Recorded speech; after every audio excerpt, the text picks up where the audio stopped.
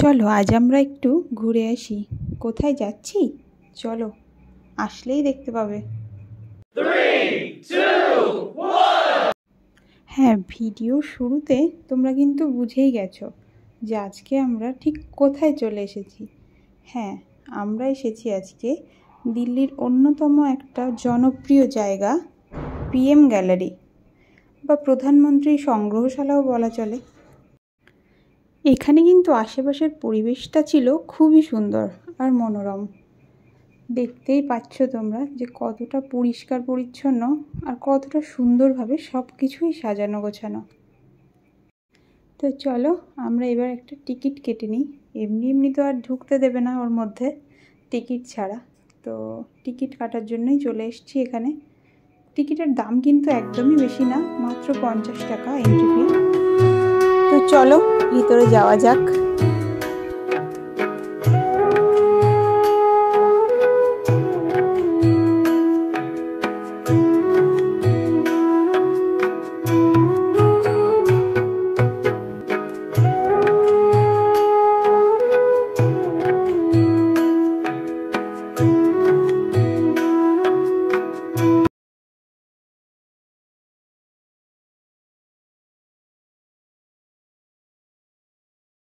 এখানে দেখো আমি আমার প্রিয় প্রধানমন্ত্রীর সাথে হাঁটতে পেরেছি। তো তোমরা তোমাদের প্রিয় প্রধানমন্ত্রীর সাথেই হাঁটতে পারবে, যাকে ইচ্ছা চুজ করতে পারো তোমরা এখানে।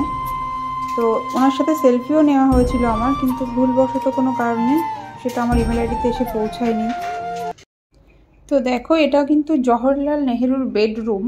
এখানে উনি নিজের কাজ করতেন, থাকতেন। তো এসবগুলো খুব সুন্দরভাবে এখানে রাখা আছে।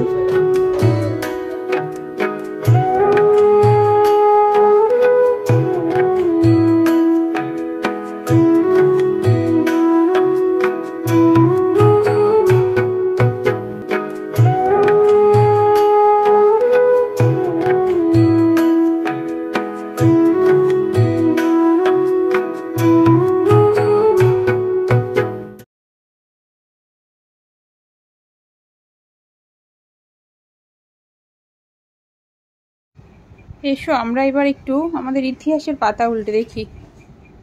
আমরা কিন্তু অনেক কিছুই জানি না, যেটা এখানে এসে জানতে পেরেছি। খুব সুন্দরভাবে কিন্তু ভিডিওগুলো এখানে দেখানো হয়। 1950-এর 26শে জানুয়ারির কিছু ভিডিও ক্লিপ দেখছিলাম আমরা। আরও অনেক কিছু ঘটনা এখানে দেখানো হয়। এতটা সময় আসলে আমাদের হাতে ছিল না যে বসে বসে দেখব, তো কিছুটা দেখা হয়েছিল। এটা ছিল চায়না বর্ডারের যে ইতিহাস সেটারই কিছু ভিডিও ক্লিপ আর কি। তো চলো দেখি, আমার সাথে তোমরাও একটু দেখে নাও।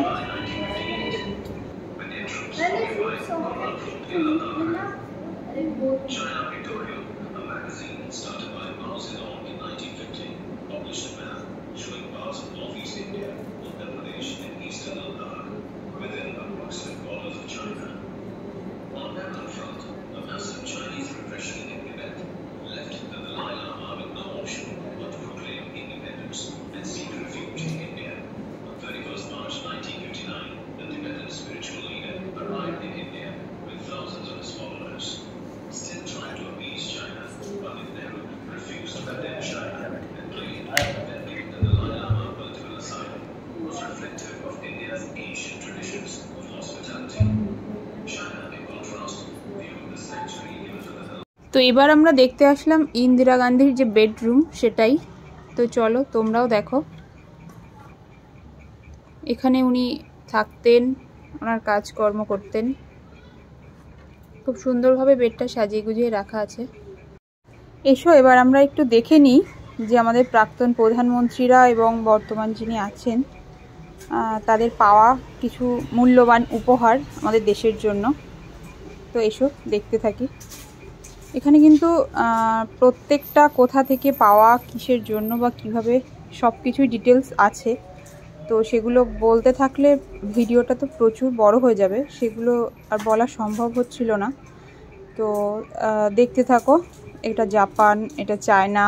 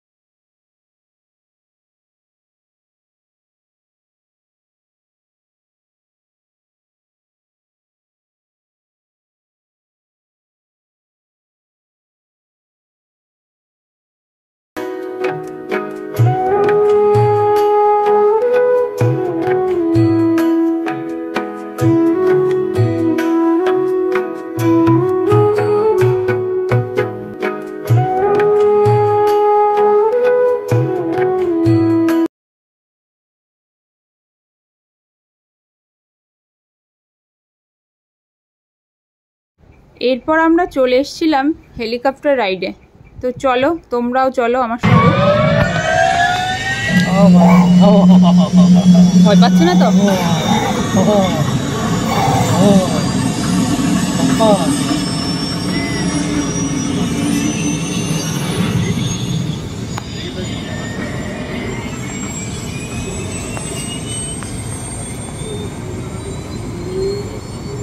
এটা ঘুরছে না তো নাকি?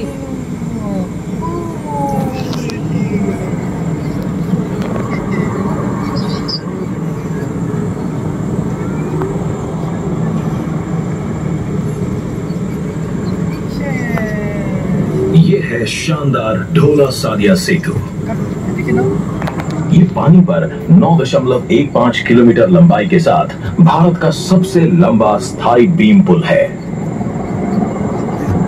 असम और अरुणाचल प्रदेश को जोड़ने वाले इस पुल ने यात्रा की दूरी 165 किलोमीटर कम कर दी है। वाव।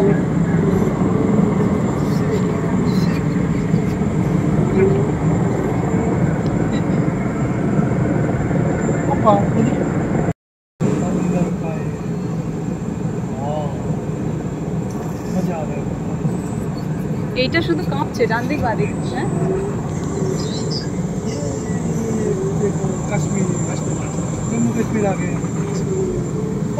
जम्मू और कश्मीर में चिनाब सेतु देखें, जो दुनिया का सबसे ऊंचा रेलवे आर्च ब्रिज है, जो महान हिमालय श्रृंखला पर बना है।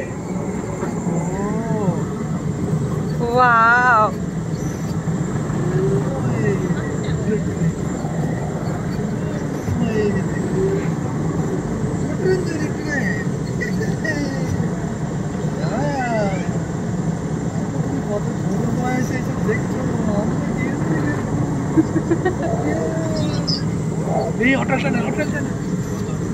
रोहतांग दर्रे के नीचे बनी अटल सुरंग दुनिया की सबसे लंबी हाईवे सिंगल ट्यूब टनल है।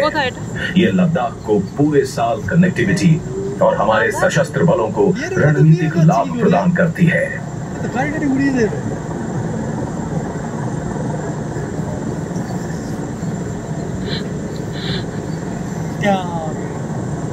हो गया।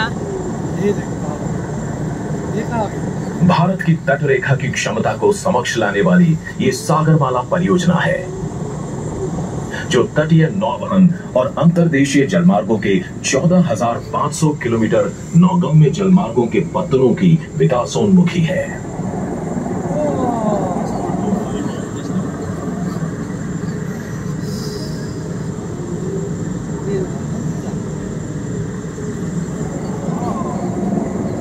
मामा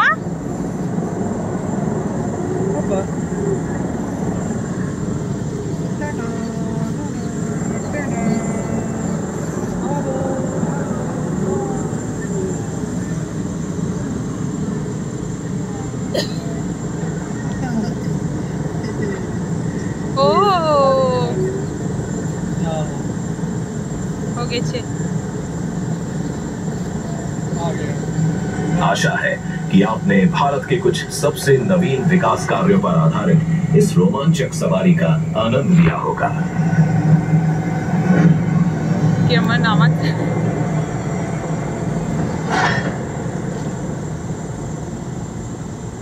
মামা এই যে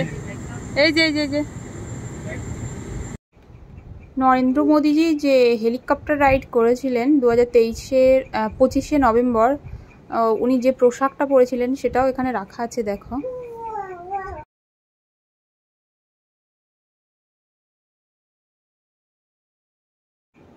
এর সাথে সাথে আরও কিছু দেখা বাকি ছিল আমাদের, সেগুলো দেখে নিলাম। তো নরেন্দ্র মোদীজির দেখো ছোটোবেলার কিছু স্মৃতি এবং পলিটিক্যাল জার্নির কিছু স্মৃতি এখানে খুব সুন্দরভাবে দেওয়া ছিল, সেগুলোই দেখছিলাম।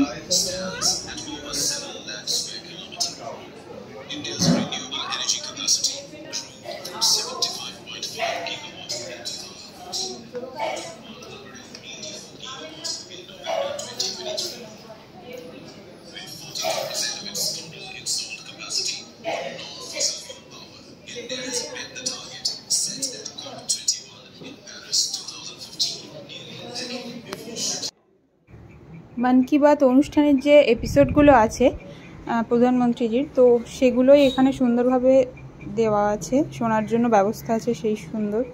তো সেটা শুনছিলাম বসে বসে, ভালো লাগছিল খুব, দারুণ দারুণ কথা উনি বলছিলেন।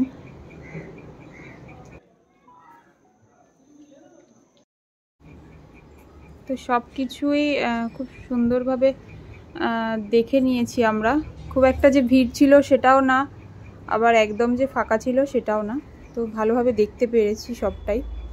তো আর এখানে ফেরার পথে দেখলাম ফিডব্যাক ওয়াল, মানে যা খুশি তোমার লিখতে পারো এখানে, তোমার কেমন লাগলো ব্যাপারটা। তো চলো এবার বাড়ির দিকে রওনা দিই। তো ভিডিওটা তোমাদের কেমন লাগলো অবশ্যই কমেন্ট বক্সে জানাবে, লাইক করতে কিন্তু একদমই ভুলবে না। আর যদি ভিডিওটা অনেক বেশি ভালো লাগে তবে ভিডিওটা শেয়ার করে দেবে। তো ভিডিওটা আজকে এই পর্যন্ত, ততক্ষণ তোমরা সুস্থ থাকো, ভালো থাকো, দেখা হচ্ছে পরের ভিডিওতে।